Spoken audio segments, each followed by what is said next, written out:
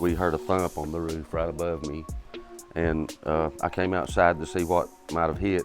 I looked out in the yard and saw this piece laying in the yard, and at first glance it looked like a dead crow had flown into my house and fell there, but I came down and I took a stick to poke it, and I realized it wasn't a crow, of course. Sure, maybe he's ruled out crow, but this guy in Franklin, North Carolina is still trying to figure out exactly what this mystery object is. It's a 15-inch long, raggedy-looking thing that crashed into his house late last month, and it's believed to have fallen from the sky. Now, when you see an oddly shaped object emerge from the sky, it's easy to imagine a scene straight out of Arrival, Invasion, or another suspenseful extraterrestrial noun. But this mystery item does give off an appearance that suggests it might be man-made. That's titanium, I'd say. And this isn't the first time something strange appears to have plummeted down from the heavens in recent weeks over North Carolina. Also in May, a maintenance guy working the grounds of the Glamping Collective, which offers up an XL luxury geodome near Great Smoky Mountains National Park for about $1,300 for a 2-night stay, stumbled upon this large object, so big that it had to be towed, which featured some apparent carbon fiber weaving and burn marks. You know what? As we told you recently here in your news refresh, please subscribe, the UFO Welcome Center in Bowman, South Carolina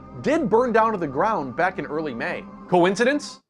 Yeah. There's a place here it could be. The man with the smaller piece thinks these things could go together. It looks like one place that this almost looks like it would fit. And as to what this stuff could actually be, beyond some sort of interstellar reservation to make use of a leather sofa with a pull-out bed, this guy, Jonathan McDowell, an astronomer and astrophysicist at the Harvard-Smithsonian Center for Astrophysics, my old job, replied on Twitter to a different story about someone else finding some more similar mystery junk around Memorial Day. This definitely looks consistent with being a bit of the Crew 7 Dragon's trunk, which re-entered on a path right over this location. The Dragon Crew 7 being a SpaceX flight to and from the International Space Station whose astronauts returned in March. The astronomers shared not only a screenshot of this trunk's flight path, but explained, and by explained I mean shared another screenshot, that this trunk is basically, you know, a trunk that stores cargo and satellites and gets jettisoned before re-entry. Now, it's worth pointing out that leaving behind a bunch of in space is a growing problem, the kind of thing that's studied by NASA's Orbital Debris Program Office, which says it believes there are around 500,000 marble-sized pieces of debris in Earth's orbit, and more than 100 million objects that are smaller than a millimeter, all of which can be incredibly dangerous when traveling at extreme orbital speeds of up to around 7 times faster than a speeding bullet. NASA observes low Earth orbit has turned into something of an orbital graveyard, and with the space around our planet filled with rubbish, it's time to take out the trash, as the volume and rate of speed of the space garbage poses operational safety risks to people in space